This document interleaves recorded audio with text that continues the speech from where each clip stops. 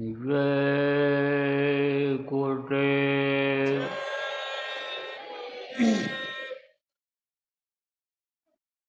सर्वसमर्थ सर्वत्र स्मरणीय दाता दयाल दीन बंधु कृपा निधान परम पूज्य गुरु जी महाराज, उपस्थित सभी साधक सत्संगी नामदानी बच्चियों एवं बच्चियों, गुरु महाराज की अपार दया मेहर हुई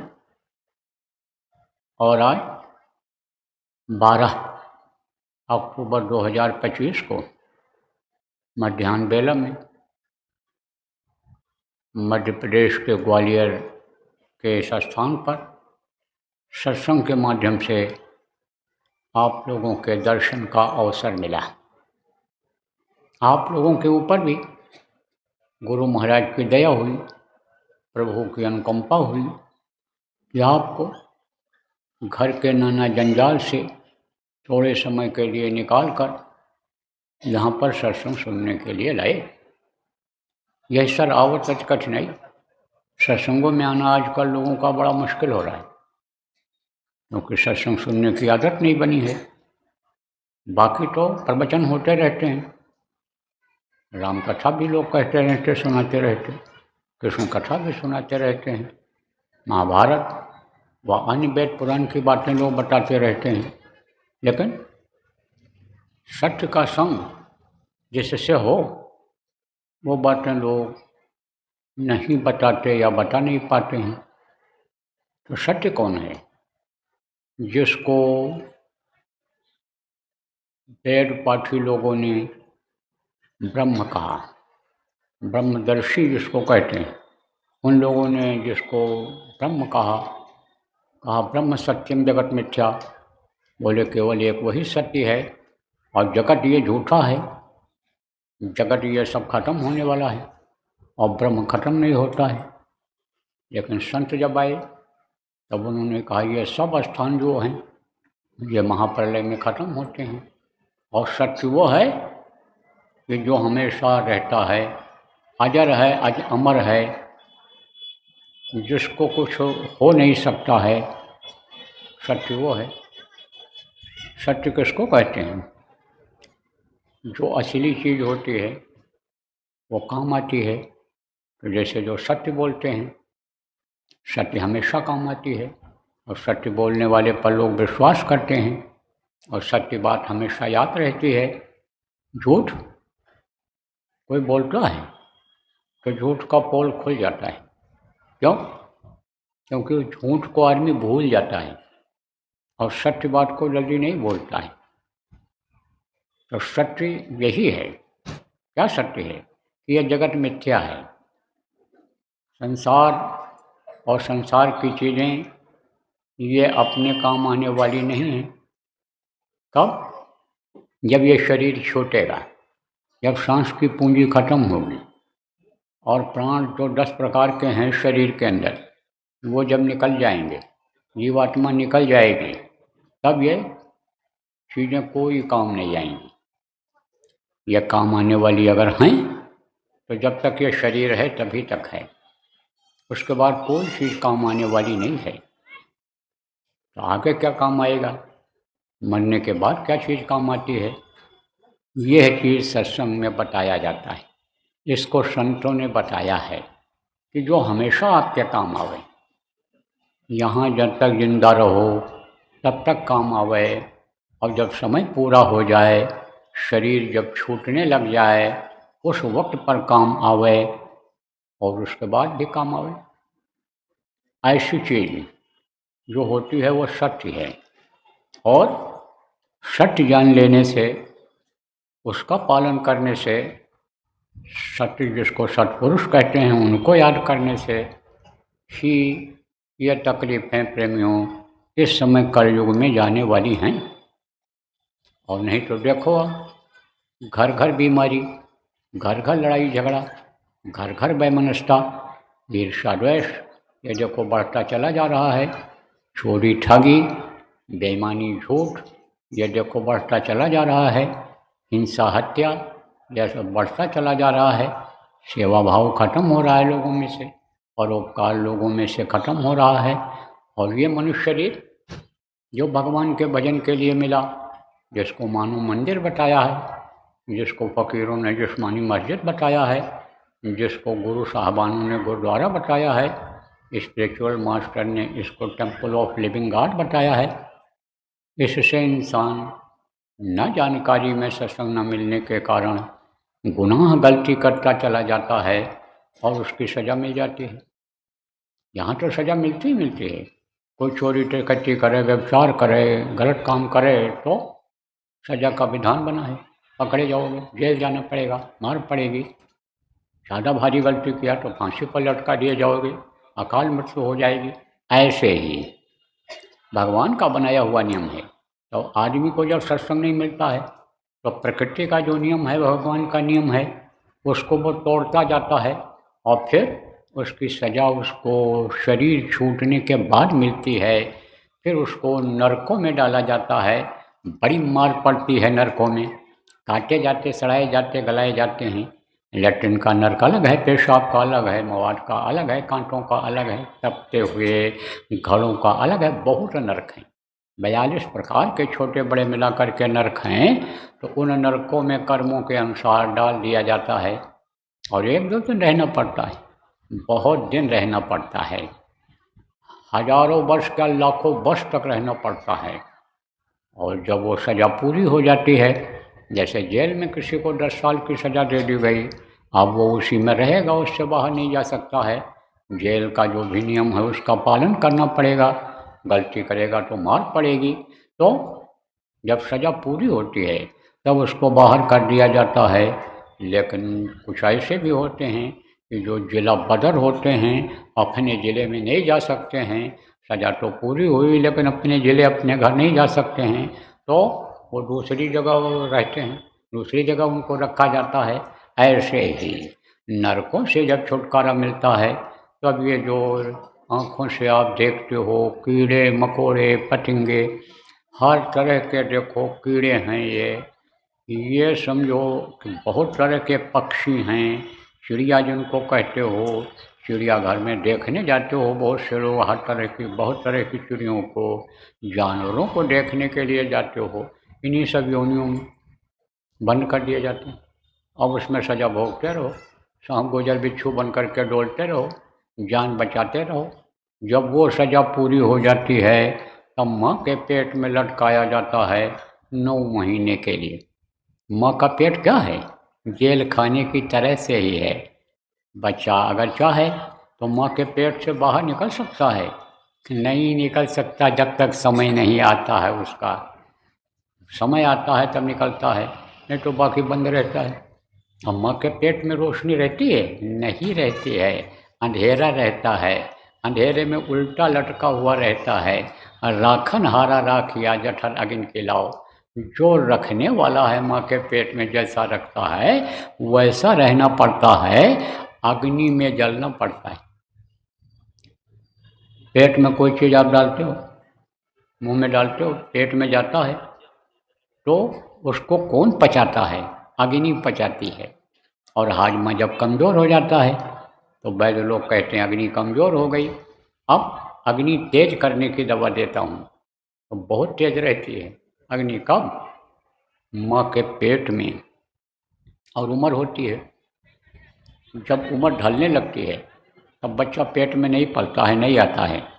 उम्र जब तक रहती है उस समय पर अग्नि तेज रहती है, तो बहुत जलाती है बच्चे को, बहुत तड़पता है। लेकिन करे तो क्या करे, पराधीन सुख सपने होना ही, पराधीन रहता है। मान लो कोई चटोरी माँ है, चटोरी जानते हो, जीभ चटोरी कहते हैं। मान लो कोई मिर्च मसाला तेज खाने वाली है, सिरका जैसी चीज़ों को तेज खाने वाली है, बच्चा पेट में है और उसको अगर उसने खाया तो बच्चे को वो लगता है, वो मिर्ची लगती है। अब आप लोग ये कहोगे कि भाई कैसे लगती होगी, जलन देखो पैदा होती है, ज़्यादा मिर्ची खा लो कि नहीं होती? यहाँ तक कि जलन सुबह तक नहीं जाती है, जब लेट्रिन जाओ तो लेट्रिन वाली जगह पर जलन होती है अगर ज़्यादा तेज तर्रार चीज़ों को खा लिया तो बड़ी परेशानी में बच्चा रहता है, लेकिन जिंदा कैसे रहता है? उस प्रभु की दया से जिंदा रहता है, उसकी कृपा मेहरबानी से जिंदा रहता है। क्यों? क्योंकि वो अपनी झलक दिखा देते हैं, अपनी आवाज़ सुना देते हैं। तो जब बच्चा देखता है उनको, तब प्रार्थना करता है, बाहर निकालो, बाहर निकालो। हम जब बाहर निकलेंगे तब हम खोज लेंगे। किसको खोज लेंगे? सतगुरु जिनको कहा गया, वक्त गुरु जिनको कहा गया, सतगुरु कहा गया, उनको खोज लेंगे। क्योंकि इस धरती पर हमेशा रहते हैं, रहे हैं। घिरी बदरिया पाप की, बरस गई अंगार, और संत न होते जगत में, जल मरता संसार। वही बचाते हैं, वही रोकते हैं, अपने पावर से, अपनी शक्ति से, यानी कह करके, मना करके लोगों को जिंदा रखते हैं। तो अब आप ये समझो प्रेमियों कि बच्चा इस चीज़ को समझता है कि हम जाएंगे तो, हम खोजेंगे तो सद्गुरु मिल जाएंगे। तब यह प्रार्थना करता है प्रभु से कि हमारा हाथ पैर आँख कान ठीक से बना दो। नियामत किसको कहते हैं? कि जो उसने हमारे आपके चीज़ों को बना दिया, उसकी दया कृपा कहते हैं। क्या बना दिया? शरीर की चीज़ों को, शरीर के अंगों को ठीक ठाक बना दिया, आँख कान मुंह नाक ये सब बना दिया, जिसका उपयोग आप करते हो, इस्तेमाल करते हो। मान लो कोई अंधा है तो क्या देखेगा, बहरा है तो क्या सुनेगा, लंगड़ा है तो क्या चल पाएगा, लूला है तो क्या कान में उंगली लगा पाएगा भजन करने के लिए। तो हाथ पैर आँख कान ये सब उसने बना दिया। अब उसकी बहुत बड़ी कृपा है हमारे आपके ऊपर प्रेमियों, इस बात को समझ लो। तो तैयार किया, कब तैयार किया? माँ के पेट में। कितने समय में? 9 महीने में। 9 महीना लगता है बच्चा के बनने में। आदमी मनुष्य शरीर को नहीं बना सकता है, बच्चा को नहीं बना सकता है। और शरीर भी अगर बना दे, मिट्टी सोने चांदी का क्यों न बना दे, लेकिन जान नहीं भर सकता है, दौड़ा नहीं सकता है, बोलवा नहीं सकता है, खिला नहीं सकता है, कमवा नहीं सकता है। तो ये किसने तैयार किया? उस प्रभु ने तैयार किया। कब तैयार किया? जब दिन रात रट लगाए रहे कि अब प्रभु कृपा करो यही भांति, सब तज भजन करो दिन राति, सब कुछ तज करके दिन रात भजन करूँगा। तब उसने दया कर दिया। लेकिन बाहर निकलने से पहले, बाहर निकलने के बाद तो दर्शन बंद ही हो जाता है। जब माँ के पेट में थे तो निकलने से पहले उसने कहा था उन्होंने कि जाओ अब तुम्हारा समय हो रहा है, अब तुम बिल्कुल पक गए हो एकदम से, तुम्हारा समय हो गया है, मृत्यु शक्ति अब तुमको बाहर निकाल देगी। लेकिन तुम रहना मृतलोक में ही, काल माया के देश में ही रहना। लेकिन जिस काम के लिए आप मनुष्य शरीर मांग रहे हो, वो काम तुम अपना कर लेना। और हाथ से, पैर से, आँख से, कान से, यानी समझो सुन करके, देख करके, हाथ पैर से काम करके अपने शरीर के रक्षा का काम कर लेना। और अगर शादी ब्याह करना तो बाल बच्चों को, औरत के लिए भी जिम्मेदारी बनेगी, उसको भी तुम निभा लेना। लेकिन उसी में फंसे मत रहना। और हमारे इस शरीर को साफ सुथरा रखना, गंदा मत करना। गंदा कैसे होता है? कि जैसे आपके शरीर के ऊपर कालिख लग जाए, गोबर मिट्टी लग जाए, तो कहते हो गंदा हो गया। ऐसे अंदर में गंदगी होती है। आप अंदर में क्या क्या चीज़ें हैं इसको देख नहीं सकते हो, अंदर की हड्डी तक नहीं देख सकते हो, खाल के नीचे वाला मांस नहीं देख सकते हो, तो उन लाखों नसों को आप क्या देखोगे जो अंदर में हैं? 72,000 नाड़ियाँ हैं, उनको क्या देखोगे? जो 10 प्रकार के प्राण हैं इसको चला रहे हैं, उनको इन बाहरी आँखों से कैसे देखोगे? तो देख नहीं सकते हो। अंदर गंदगी जमा होती है। कहाँ जमा होती है? इन्हीं दोनों आँखों के पीछे ये गंदगी जमा हो जाती है। तीसरी आँख जिसको कहते हैं, आत्मचक्षु कहते हैं, तीसरा कान जिसको कहते हैं, यानी वहाँ जमा हो जाती है। तो आवाज़ बंद हो जाती है उधर की, बिल्कुल सुनाई नहीं पड़ती है। उसको साफ करना। अब ये गंदा क्यों होता है? कहते हैं जैसा खाओ अन्न वैसा होए मन, और जैसा पियो पानी वैसी हो वह बानी। यह खाने पीने की वजह से होता है। जो शाकाहारी हो आप, सत्संगी हो, नामदानी हो, भजनानंदी हो, आपके ऊपर भी ये आते हैं। क्या आते हैं? कर्म आते हैं।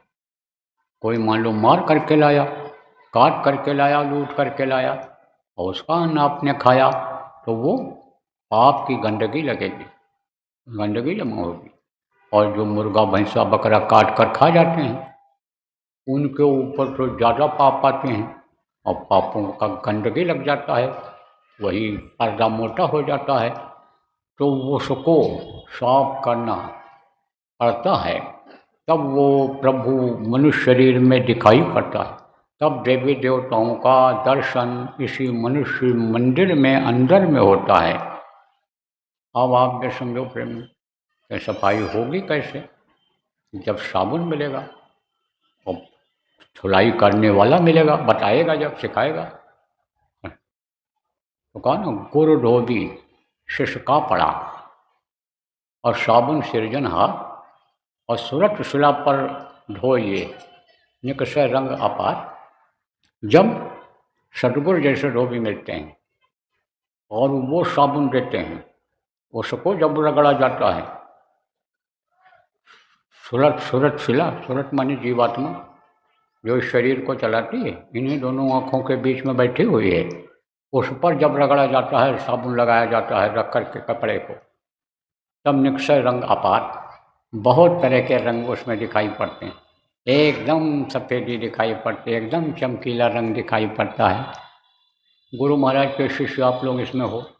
गुरु महाराज शुरू में जब सत्संग करते थे, समझो कि सैकड़ों साल पहले की बात है, मतलब यह है कि 100 साल तो नहीं होंगे, लेकिन आप ये समझो कि करीब 60-70 साल पहले की बात है।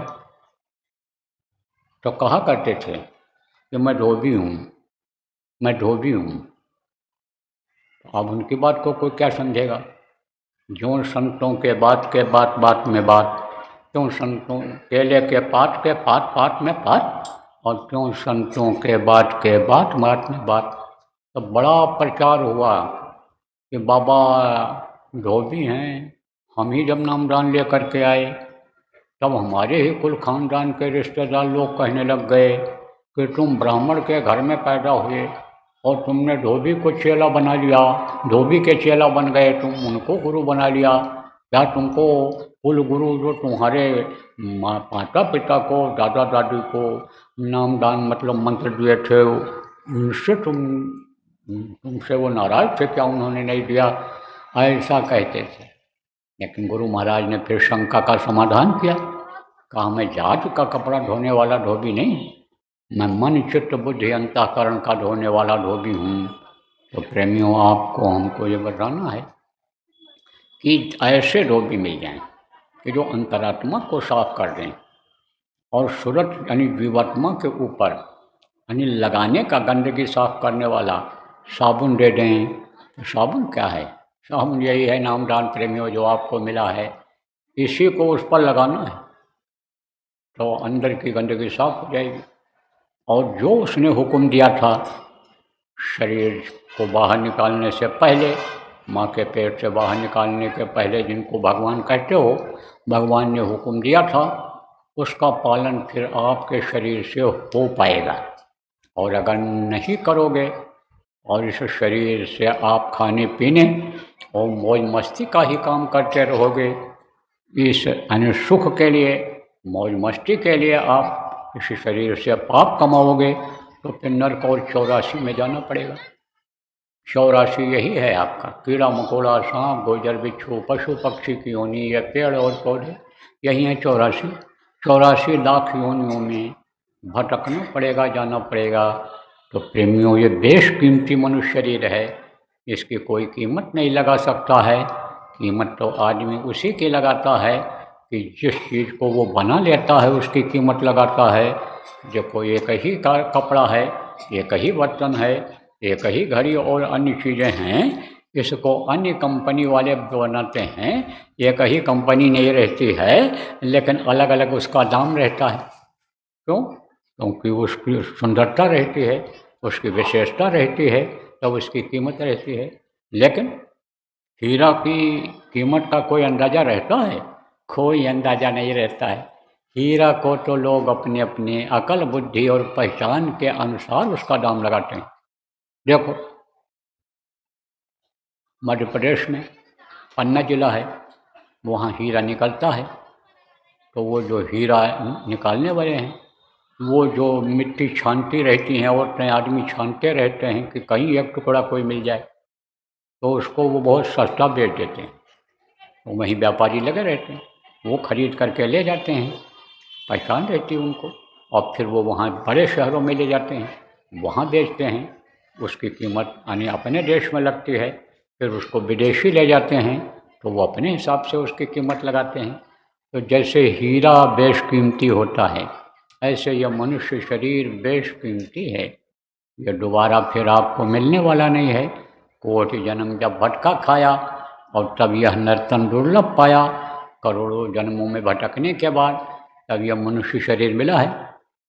तो मिल तो गया मनुष्य शरीर, लेकिन अगर ध्यान नहीं दिया तो इसी भवसागर में, भवसागर किसको कहते हैं? जहाँ रोते हो, जहाँ हंसते हो, जहाँ कमाते हो, रोज़ कमाते हो, रोज़ खाते हो, रोज़ लैट्रिन पेशाब के लिए जाते हो, जहाँ जन्मते हो, मरते हो, यही है भवसागर। जहाँ मनुष्य शरीर में, जहाँ कीड़ों मकोड़ों के शरीर में, जहाँ घोड़ा गधा के शरीर में, जहाँ अन्य आसमान में उड़ने वाले जल के जीवों की योनि में जन्म लेते हो और मरते हो, यही है मृत्युलोक, यही है भवसागर। तो इस भवसागर से आप पार नहीं हो पाओगे। अब की बात चूक जाओगे तो कहा ना, लख 84 भरम कर, लख 84 भटक कर और पग में अटक्यो आए, अब की पासा ना पड़ा तो फिर 84 जाए। अब की बार इस 84 चक्कर से निकल नहीं पाए तो फिर आपको ये दोबारा मनुष्य शरीर जल्दी मिलने वाला नहीं है। और रास्ता अगर भवसागर से पार होने का है तो केवल मनुष्य शरीर में ही है, देवी देवताओं के शरीर में भी नहीं है। इसीलिए तो देवता तरसते रहते हैं, नर समान नहीं कौनो देही, जीव चराचर जाचत यही। यानी जीव चराचर के जितने भी जीव हैं सब इस मनुष्य शरीर को मांगते रहते हैं कि थोड़े समय के लिए अगर हमको मिल जाता तो हम अपना काम बना लेते, जन्म मरण से छुटकारा पा जाते, दुख सुख से छुटकारा पा जाते, पाप पुण्य से छुटकारा पा जाते, जन्मने मरने से छुटकारा पा जाते। क्योंकि उनको भी शरीर छोड़ना पड़ता है। मनुष्य का समय निश्चित होता है, उनका भी समय निश्चित है, तो उनको भी शरीर छोड़ना पड़ता है।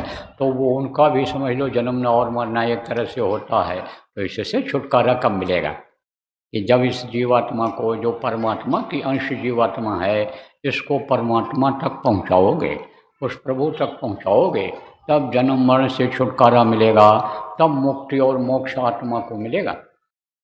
अब गांव के सीधे साधे लोग कहोगे भाई मुक्ति मोक्ष क्या होता है? देखो समझाता हूँ आपको। शमशान घाट पर कहीं कहीं लिखा रहता है मुक्ति धाम मोक्ष धाम। कोई मुर्दा लेकर के जाए, 2 दिन 3 दिन लग जाए, जलाने में दिक्कत आ जाए तो वापस लाता है? नहीं लाता है। कहता है इनको हम मुक्ति दिला करके ही घर वापस जाएं। तो इस शरीर की मुक्ति तो हो जाती है वहाँ, लेकिन शरीर को चलाने वाली शक्ति जीवात्मा की मुक्ति नहीं हो पाती है।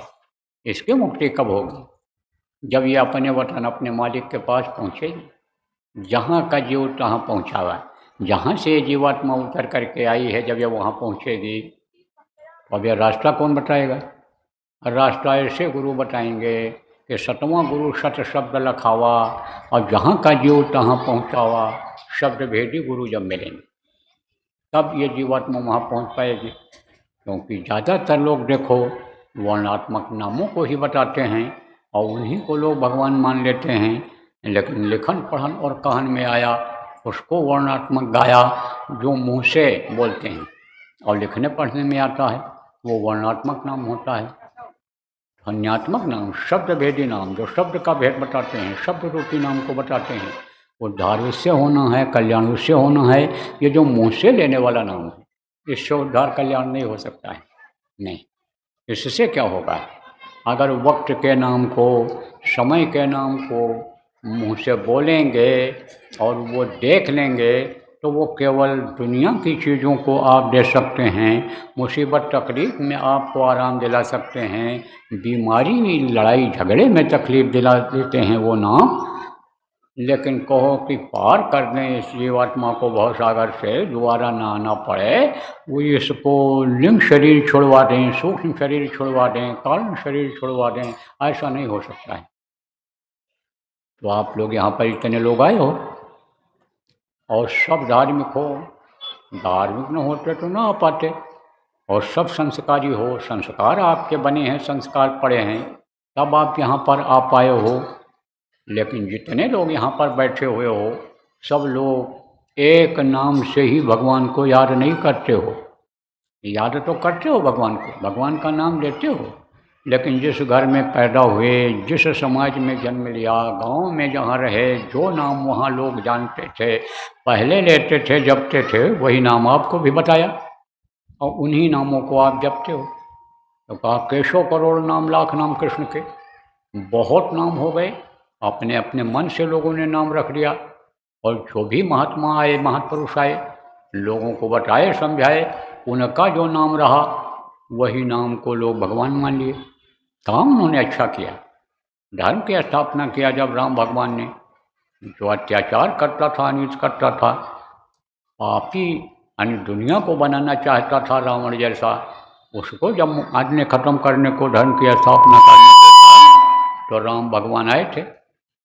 ऐसे देखो, कंस को खत्म करना था, जब दुष्टों को खत्म करना था, महाभारत में जिनका खात्मा हुआ, तो कृष्ण भगवान आए थे।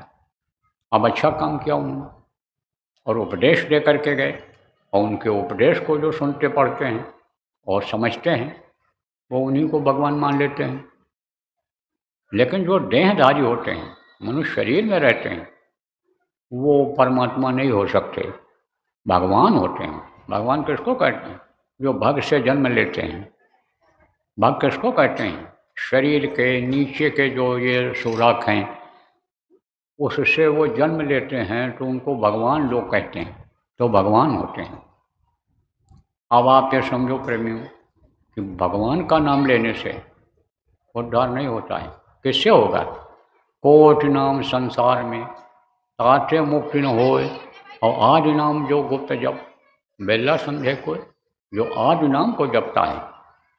जब यह दुनिया बनी थी, जब यह संसार बना था, जब ये पेड़ पौधे बने थे, ये पशु और पक्षी बने थे, जब ये नदी और ये समुद्र बना था, उस समय पर सतयुग था। उस समय पर यही नाम लोग जपते थे, यही नाम था। पूरा तो नहीं था, लेकिन इनमें से कुछ स्थानों का नाम था उस समय पर, और वही लोग जपते थे। लेकिन था नाम उस समय भी, जानते भले न रहे हों। जैसे देखो, बहुत से लोग 5 नाम का सुमिरन नहीं करते हैं, 5 नाम नहीं जानते हैं, और पांचों में से जो आपको प्रेमियों बताया गया, आज नए लोगों को बताया जाएगा, उनमें से 2 ही 3 नाम की जानकारी होती है, तो वही लोगों को बता देते हैं, वही जपते हैं। है तो ये शुरू से ही, उस समय पर केवल यही 5 नाम था, ध्वन्यात्मक नाम, और एक ही भाषा थी, संस्कृत, और एक ही धर्म था, मानव धर्म। अब बहुत सारे धर्म बन गए। तो आप ये समझो प्रेमियों कि यह आदि नाम है, जब से दुनिया बनी है तब से यह नाम है, और जब तक ये दुनिया संसार रहेगा, जब तक देवी देवता रहेंगे, तब तक यह 5 नाम रहेगा, जो हमको आपको गुरु महाराज ने, जो पुराने सत्संगी हो, जो गुरु महाराज ने हमको आपको बताया, यह 5 नाम आखिर तक रहेगा। जब तक ये दुनिया रहेगी, संसार रहेगा, ये महाप्रलय नहीं होगा, तब तक यह नाम रहेगा। इसके आगे भी रहेगा। ये जो देवलोक रहेंगे तब तक रहेगा। ये जो यानी स्वर्ग और वैकुंठ जिसको कहते हो, ये रहेगा। आद्य का भी लोक रहेगा, तब तक ये 5 नाम रहेगा, ये खत्म नहीं होगा। और इसी से आपका काम बनेगा, इसी से तकलीफ दूर होगी। जो अभी मैंने आपको बताया, घर घर में बीमारी, घर घर में लड़ाई झगड़ा, घर घर की जो ये परेशानी है, वो इसी से दूर होगी। क्योंकि सब दुखी हैं इस समय। कहा ना, नानक दुखिया सब संसार, लेकिन उन्होंने कहा सुखी वही जो नाम आधार। कौन सुखी है? जो नाम का आधार पकड़ लिया है, नाम की डोरी को पकड़ लिया है, जो आधार पे लग गया। आधार किसको कहते हैं? और भी समझाते हैं बच्चियों आपको, गांव की लोग जो बैठी हो। आट की चक्की होती है ना पीसने वाली, पहले तो बहुत होती थी और अब कम होती है, लेकिन गांव में अब भी होती है। जहाँ बिजली नहीं है और बिजली की चक्कियाँ दूर लगी हैं, वहाँ पर ये माताएँ बच्चियाँ गेहूँ को घर में ही पीस लेती हैं। तो उसमें क्या होता है, गेहूँ पिसता है, क्या रहता है उसमें? 2 पाटे रहते हैं। किसके पाटे रहते हैं? पत्थर के 2 हिस्सा रहता है और बीच में क्या रहता है? एक आधार रहता है, उसी के सहारे चक्की चलती है। तो कबीर साहब कलयुग के प्रथम संत थे, तो उन्होंने लोगों को बहुत समझाया बताया, बदले और संत मत का उन्होंने प्रचार किया और संत मत का ज्ञान कराया और संत मत से फायदा उठवाया। तो एक दिन देख रहे थे चक्की को, तो जो संत होते हैं, पूरे संत होते हैं, उनको सब जानकारी होती है कि पहले क्या था और अब क्या है और आगे क्या होगा।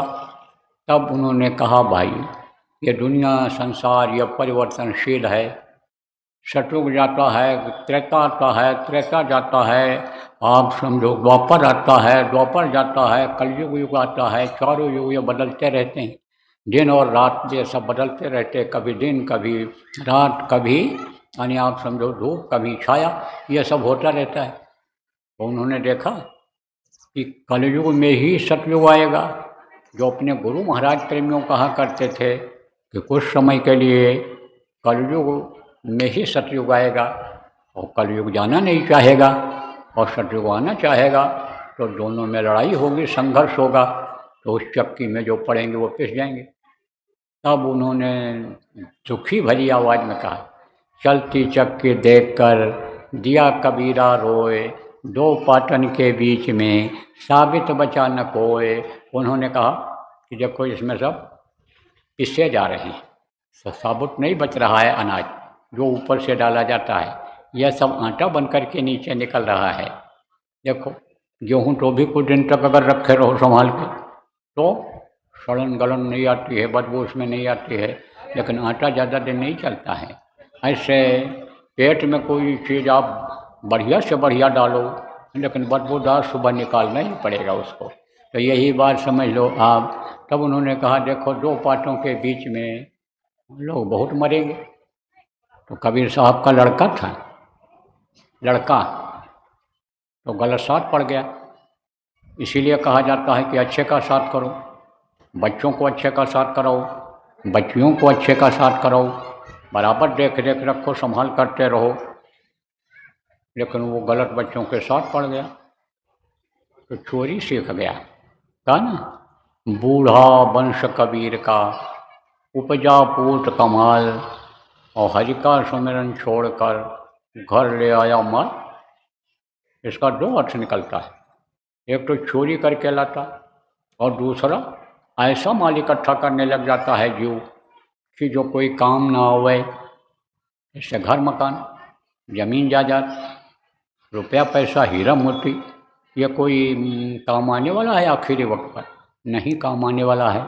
ऐसा ही माल ला करके लोग रखते चले जा रहे हैं, और जो माल, जो खजाना अंदर में जमा है वो मिल जाए तो उससे आदमी माला माल हो जाए, उसको खोज नहीं रहा। भाई घट भीतर 7 समुंदर याही ममल मन नहाओ, यही घट के अंदर ही सब कुछ है। घट में जमुना, घट में जमुना, घट में सिरजनहारा है। देखा मीरा ने कहा घट घट मेरा साइया सुनी सेज न कोय, बलिहारी व घट का जागट प्रगट होए। तो उसको लोग नहीं देख रहे। तो जब कबीर साहब ने समझाया तो उसने बुराइयों को छोड़ दिया, जो कमियां आ गई थी गलत असर से उसको छोड़ दिया उसने, और नामदान लेकर के भजन करने लग गया। तो बहुत तरक्की हुई उसके अंदर में। तब वो चलती चक्की को देख करके एक दिन हंस पड़ा। कहा, चलती चक्की देख कर हंसा कमाल ठठाए, और कील सहारे जो रहे सो साबित बच जाए। तो कील के सहारे, चक्की चलाने वाले आधार के सहारे जो गेहूँ रह जाता है उस आधार के नज़दीक रह जाता है, चिपक जाता है, मिल जाता है, उससे उसकी बचत हो जाती है। तो नानक साहब ने कहा कि बचे वही जो नाम आधारा, सुखी रहे वही नाम आधारा। जो नाम को पकड़ लेता है, नाम को आधार बना लेता है, वो सुखी हो जाता है। देखो प्रेमियों, आप लोग जिसमें बैठे हो, गुरु महाराज के पास जब से आप जाने लगे और गुरु महाराज के आदेश का पालन करने लग गए, तो प्रारब्ध के अनुसार और मेहनत के अनुसार आपको मिला। कुछ लोगों को प्रारब्ध में जो नहीं था लेकिन भाव था, भक्ति थी, गुरुमुखता थी, उनको वो भी मिल गया, वो भी चीज़ें मिल गई। तो मिलता है, देता है, देने वाले का बड़ा लंबा हाथ है, आदमी आदमी को नहीं देता है। गुरु देते हैं जो उनको अपना लेते हैं, और गुरु जिनको अपना लेते हैं उनको गुरु देते हैं। आप ये समझो कि आदमी आदमी से मांगता है, आदमी अगर कोई जानकारी हो गई कि देवी देवता से मांगेंगे तो ये हमको देंगे, लेकिन वो भी मांगते रहते हैं। जैसे कहा ना, मनुष्य शरीर मांगते रहते हैं, वो तो वो भी मांगते हैं। तो कहा गया मंगता से नहीं मांगना चाहिए, मंगता क्या देगा, देने वाला दाता है, वो उससे मांगना चाहिए। दाता किसको कहते हैं? जो सबको खिलाता है, सबको देता है, उसको दाता कहा जाता है।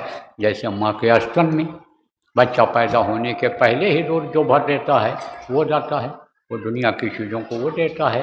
और गुरु जो देते हैं उनके पास जो होता है वो देते हैं, तो वो दुनिया की भी चीज़ों को देते हैं। हम मुक्ति और मोक्ष भी देते हैं, वो सब कुछ देते हैं, सुख और शांति देते हैं। और ये जो देते हैं उसमें सुख नहीं है, शांति नहीं है, उसमें दुख ही दुख है।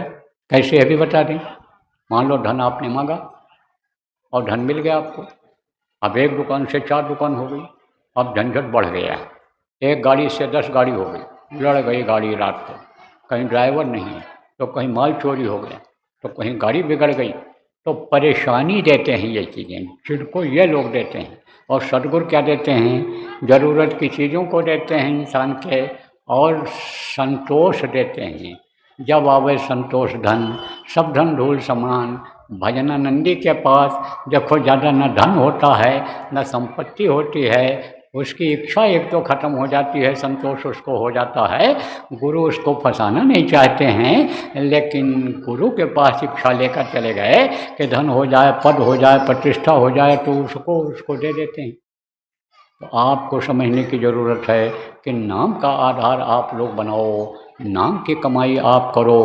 देखो प्रेम, गुरु महाराज शरीर छोड़ने से पहले ही कह करके गए थे, जो अन्य संत लोग कह करके गए, अन्य संत लोग आए और बता करके गए कि अब इसके बाद मेरे बाद ये इस काम को देखेंगे, ये संभालेंगे, ये नामदान देंगे। ऐसे गुरु महाराज भी कह करके गए थे। इसको कोई झुठला नहीं सकता है, इसका प्रमाण है। और कुछ लोग आप इसमें ऐसे मिल भी सकते हो खोजने पर कि जो वहाँ मौजूद थे, और गुरु महाराज ने कहा था कि यह हैं उमाकांत तिवारी, खड़ा किया था हम। उस समय बोरा टाट पहनता था, गुरु के आदेश से पहन लिया था। वो तो जब नामदान देने को हुआ तब हुक्म दिया, अब इसको उतार दो, अब ये तुम्हारा काम पूरा हो गया। और जैसा बताया वैसा ये लपेट लिया, पहन लिया। तो कहा ये पुरानों की संभाल करेंगे और नए को नामदान देंगे। तो गुरु का आदेश ही गुरु भक्ति है, और गुरु भक्ति पहले करें, पीछे और उपाय। गुरु भक्ति पहले करनी चाहिए। गुरु भक्ति अगर नहीं है और अभ्यास भी करता है कोई, भजन ध्यान भी करता है, तो उतनी दया नहीं होती है। तो कहा ना, बिन गुरु भक्ति शब्द में पचते, सो प्राणी तू मूर्ख जान। और शब्द खुलेगा गुरु मेहर से, खींचें सूरत गुरु बलवान। गुरु सूरत चढ़ाते हैं, गुरु खींचते हैं, गुरु मदद करते हैं, दुनिया में भी रहते हुए मदद करते हैं। और दुनिया को भूल करके अगर ऊपरी लोकों में जाना चाहे, कोई साधना करना चाहे, ध्यान लगाना चाहे, तो बगैर गुरु की दया के नहीं जा सकता है। लेकिन जब गुरुमुखता रहती है, गुरु के आदेश का पालन करता रहता है, तब गुरु खुश रहते हैं, तब उसमें तरक्की हो जाती है, आगे बढ़ जाता है वो। तो समझ लो प्रेमियों, गुरु भक्ति तो हमको भी करनी है, और गुरु भक्ति करने का ही एक निशाना बनाया, और कुछ नहीं। ना अपना कोई घर बनाया, ना अपना कोई संपत्ति बनाया, ना अपना कोई अपने नाम से ज़मीन खरीदा, ना कोई कल कारखाना खोला, ना दुकान खोला। यहाँ तक कि जो ये फसाव है, यानी बंधन है किसका, यानी औरत का, पुत्र का, नाती पोते का, ये सब बंधन से भी मैं मुक्त रहा, इसमें भी नहीं फंसा। तो केवल एक निशाना यही रहा कि गुरु के आदेश का पालन कर ले जाऊँ। तो मुझको तो गुरु भक्ति करनी है। उसी गुरु भक्ति के अंतर्गत जो गुरु ने आदेश दिया था कि यह पुराणों की संभाल करेंगे, खड़ा करके सत्संग में और बताया था कि ये पुराणों का संभाल करेंगे, नए को नामदान देंगे। संभाल वाली भी बात करता हूँ, क्योंकि पुराने लोग भी आते हैं सत्संग, जिनके अंदर भटकाव नहीं है, जो गुरु के वचनों को याद करते हैं और गुरु को अपना गुरु मानते हैं परमार्थी भाव से, स्वार्थपरता जिनमें नहीं है, वो पुराने लोग भी आते हैं, सब जगह आते हैं अपने सत्संग में। जो भटके हुए थे और अब समझ गए हैं, वो लोग भी आने लगे। अभी इसी मध्य प्रदेश के दौरे में, अभी उरई में जो कार्यक्रम हुआ था, आपके बहुत लोग आए। शरद पूर्णिमा के कार्यक्रम में मैंने देखा पुराने से पुराने लोग सब आए उसमें। ऐसे ही जिनका भटकाव खत्म हो गया, सब आते हैं, आने लगे कि अगर कोई चीज़ मिलेगी तो यहाँ मिलेगी, मदद होगी तो यहाँ से हो सकती है। आप ये समझो कि पुत्र परिवार रखो, अगर नामदान लेना है, नाम की कमाई करनी और करानी है, तो वो चीज़ यहीं पर है। और इन्हीं को अधिकार गुरु महाराज ने नामदान देने के लिए दिया था, तो यहीं पर मिलेगा। बहुत लोग आने लगे। तो सबसे मैं कहता हूँ कि देखो भाई, एक ही साधे सब सधे, और सब साधे सब जाए। एक को अगर आप साध लो, सुमिरन ध्यान भजन अगर आप कर ले जाओ, तो इसी से सब बात बन जाए, सब काम हो जाए। देखो, चाहे आप नए हो चाहे पुराने हो, आपसे अगर पूछा जाए, समझदार आदमी जो इसमें हो पढ़े लिखे, कि पूछा जाए कि दुनिया किसने बनाया, तो आप कहोगे भगवान ने बनाया। अब आपसे ये कहा जाए कि दुनिया बनाने वाले से आपको मिलवा दिया जाए, दुनिया बनाने वाला आपको मिल जाए, दुनिया बनाने वाला आपके वश में हो जाए, दुनिया बनाने वाले से आपका प्रेम हो जाए, तो कोई चीज़ की कमी रहेगी? तो सब लोग कहोगे नहीं रहेगी, सब चीज़ मिल जाएगी। जो दाता हो जाएगा दुनिया की चीज़ों का, जो दाता है वही जब मिल जाएगा, तब हमको पापी पेट के लिए गुनाह नहीं करना पड़ेगा। फिर तो अनिच्छित आवे बरियाई, अपने आप बगैर इच्छा के आएगा मिलेगा। जिम सरिता सागर में जाही, यद्यप ताई कामना नाही, तिम सुख संपत्ति भी नहीं बुलाए, धर्मशील पर जाए सुभाए, अपने आप आने लगेगा। देखो, उदाहरण देकर इसलिए समझाता हूँ कि आप विद्वान लोग बैठे हो यहाँ पर, पढ़े लिखे लोग भी कुछ बैठे हो, तो पढ़े लिखे लोगों का जो ज़्यादा पढ़ लिख लेते हैं, उनका दिल दिमाग बुद्धि बड़ी तेज चलती है, वो बुद्धि की पहलवानी करते हैं, तर्क वितर्क करते हैं। तो कहीं ऐसा न हो कि आप लोग ये सोचो कि बाबा अपने मन से बता के जा रहे हैं, ये चेला बनाने के लिए घूम रहे हैं, या कुछ और चीज़ ऐंठने के लिए घूम रहे हैं। इसलिए यह शंका न हो, उदाहरण देकर आपको समझाता हूँ कि भाई, कोई ये हमारे मन की बात नहीं है, हमारे मस्तिष्क की उपज नहीं है। ये सारा अनिल लिखा हुआ है, सारा सिद्धांत है इसका, संत मत का, संतों ने ये सब कहा है, संतों का यह मार्ग है, सदमार्ग है ये। तो इसीलिए उदाहरण देकर समझा देता हूँ आपको प्रेम। तो क्यों न वही काम कर लो आप लोग, चाहे नए नामदान आप लेने के लिए आए हो और चाहे पुराने लोग हो, आप ये काम क्यों न कर लो। आप कहोगे भाई, कुछ लोग इसमें कहोगे कि हम करते हैं, लेकिन यह पूछा जाए करते हो तो उसका कुछ लाभ आपको दिखाई पड़ता है? तो कहोगे कुछ नहीं दिखाई पड़ता है। तो दुकान खोल लो और न चले, स्कूल रोज जाए लड़का और पढ़ न पावे, कोई जान न पावे, तो क्या फ़ायदा है? अब ये बताए, अब ये है कि कारण क्या है उसका? कारण यही है कि खान पान चाल चलन पर ध्यान नहीं दे पाते हो। साथ ऐसे लोगों का है, दुनियादारी के लोगों का, कि उन्हीं का असर आ जाता है। सत्संगियों का भी साथ करते हो तो उनके अंदर भी दुनियादारी भरी पड़ी हुई है, वो भी लोभ और लालच में फंसे हुए हैं, वो भी मान और सम्मान के चक्कर में फंसे हुए हैं। तो उनका साथ है आपके ऊपर, तो मन कहाँ से लगेगा? उसी तरफ तो जाएगा मन, उसी तरफ मन जाता है। और वही कर्म शरीर से मन करवा लेता है, तो कर्म आ जाते हैं। तो वो काटना जरूरी होता है, क्योंकि कर्मों की सज़ा सबको मिली है। कर्मों का विधान जब से बना अच्छे और बुरे का, तब से उससे कोई बच नहीं पाया। कर्मों के विधान में सबको आना पड़ा। सुर नर मुनि जोगी जति, सभी काल वश हो, सभी काल के वश में हो गए, कर्मों के अनुसार हो गए। कर्म अगर न होता उनका तो वो भी निकल गए होते। तो कर्मों का ही चक्कर है, कर्म आ जाते हैं। तो संत क्या करते हैं, कर्मों को कटवाते हैं, उसके लिए रास्ता निकाल देते हैं। जैसे कपड़ा गंदा हो जाता है तो साबुन से धोने का तरीका बता देते हैं, ऐसे ही यानी संत कर्मों को काटने का उपाय बता देते हैं। तो ये कर्म कैसे कटेंगे, जिस तरह से कर्म आए हैं उसी तरह से कटेंगे। चाहे तन की वजह से आए, तन से कोई गलत किया, चाहे धन से किया, चाहे मन लगा करके गलत सोचे और गलत काम करवाया मन से, तो वो उसी से कटेगा। इसीलिए तन की सेवा, मन की सेवा और धन की सेवा का संतों ने नियम बना दिया। अब आपको ज़्यादा बताने का समय नहीं है, आप लोग सब जानते रहते हो कि समय समय पर संगत का क्या काम होता है, संगत की क्या सेवा होती है। और अन्य समझो कि जो संगत की सेवा होती है वो परमार्थी भाव की सेवा होती है। उसमें लाभ और मान क्यों चाहे, पड़ेगा फिर तुझे देना। लाभ और मान चाह करके जो करता है वो फिर देना पड़ता है। जो कोई मान लो पद पर आ गया, जो कोई अन्य समझ लो पैसा दे दिया, रुपया दे दिया, उससे ज़्यादा देने वाला संगत में खर्च करने वाला आ गया, तो इसकी इज्जत कम हो जाएगी कि नहीं कम हो जाएगी। आप समझो पद पर कोई अच्छा आ गया दूसरा, क्योंकि परिवर्तनशील है, बदलाव होता रहता है।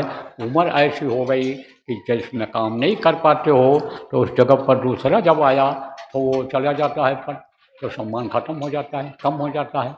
तो जो निष्पक्ष भाव से सेवा करते हैं संगत की, उनके कर्म जल्दी कट जाते हैं। तो समय समय पर सेवा करके कर्मों को काटो।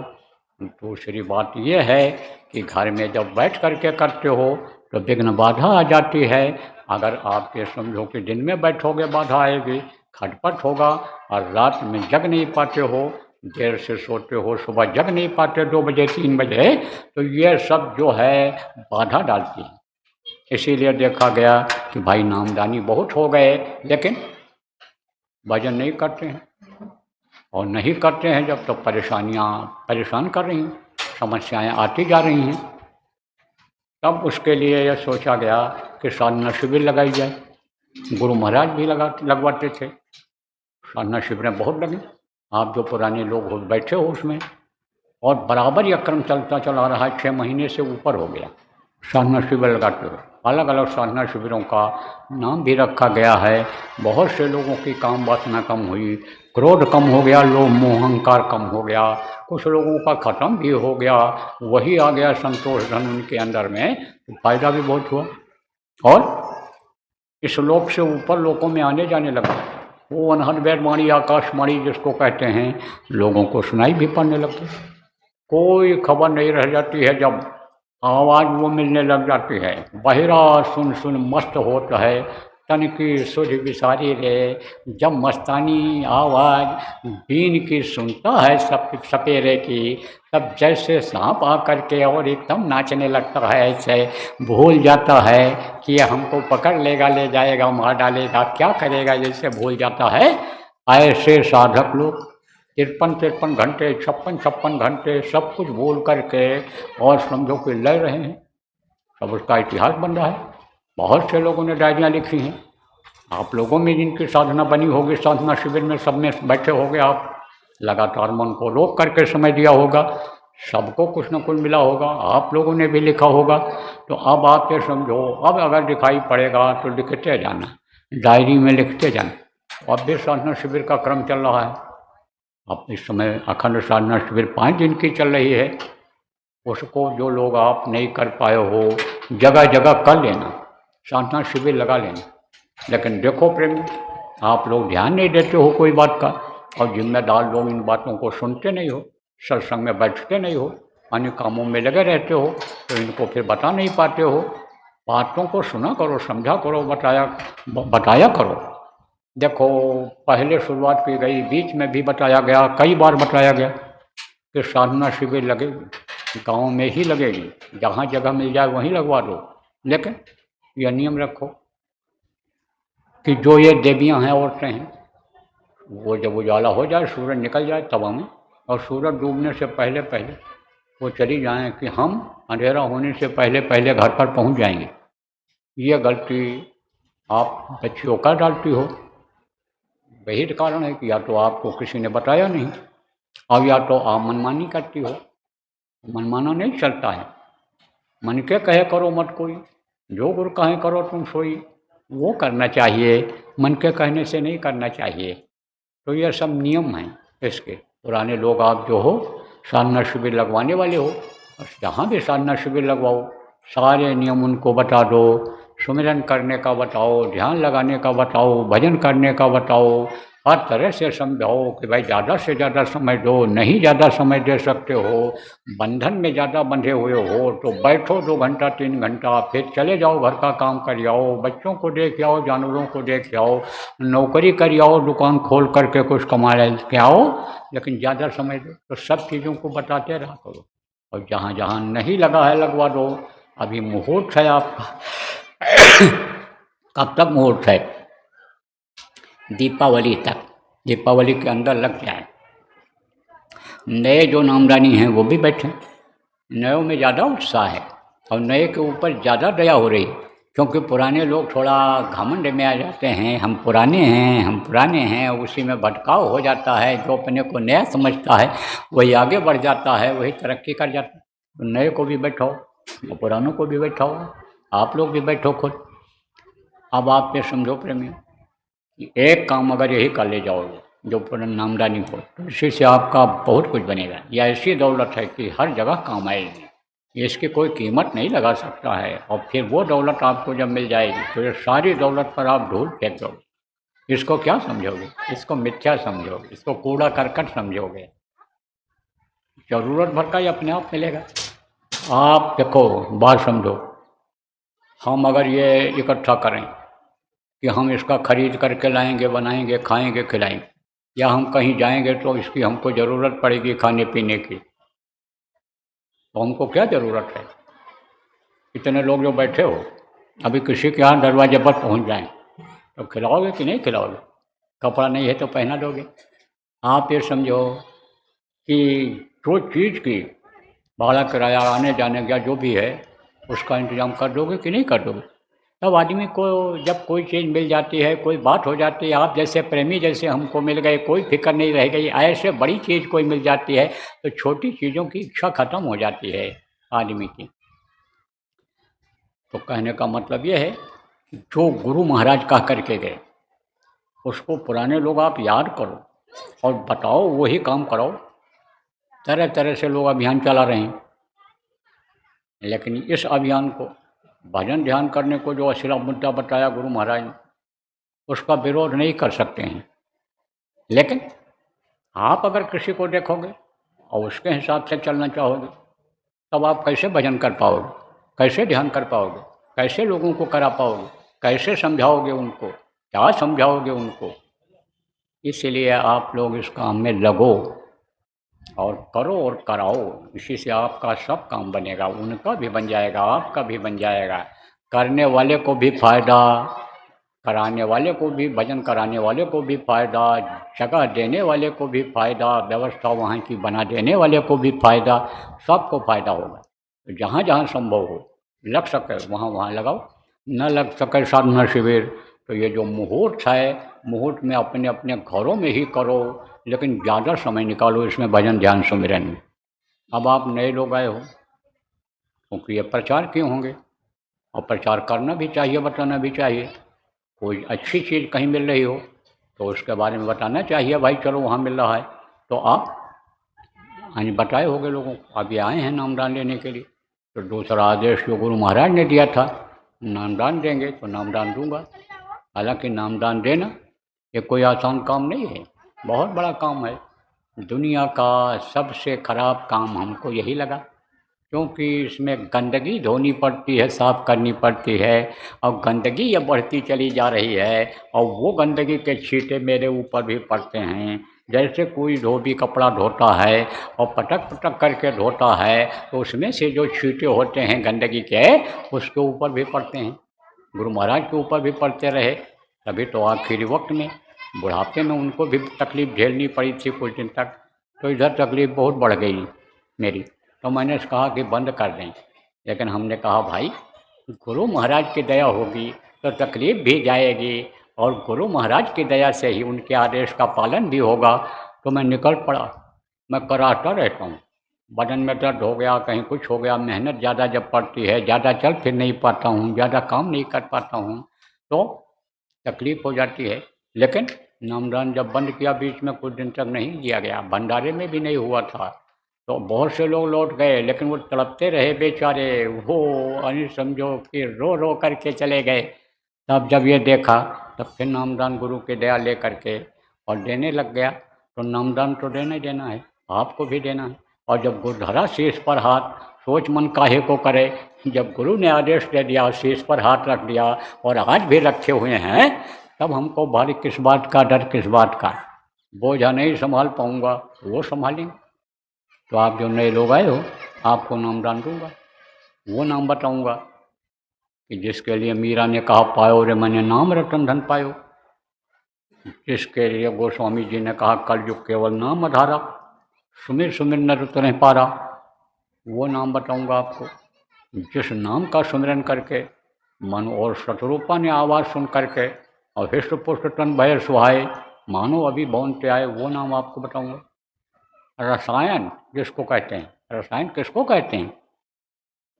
आयुर्वेदिक में एक दवाई होती है कि जो मर्ज को ठीक करती है, एक दवाई आयुर्वेदिक में ऐसी होती है कि जो मर्ज को भी ठीक करती है और मर्ज से आई हुई कमजोरी को भी ठीक करती है, उसको कहते हैं रसायन। तो नाम रसायन पीजिए, यह औषधि दांव, फिर पीछे पछताएगा।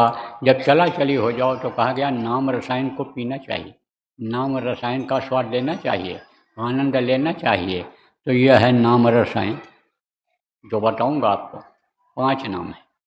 अब जिसका नाम होता है उसका रूप होता है, उसका स्थान होता है और उसकी होती है आवाज़। तो वो मैं अभी आपको बताऊंगा, रटाऊंगा, याद कराऊंगा। जितना भी आप याद कर सको याद कर लो, जो न याद हो पावे उसका लिखा हुआ कागज़ यहीं अभी सत्संग के बाद आपको मिल जाएगा।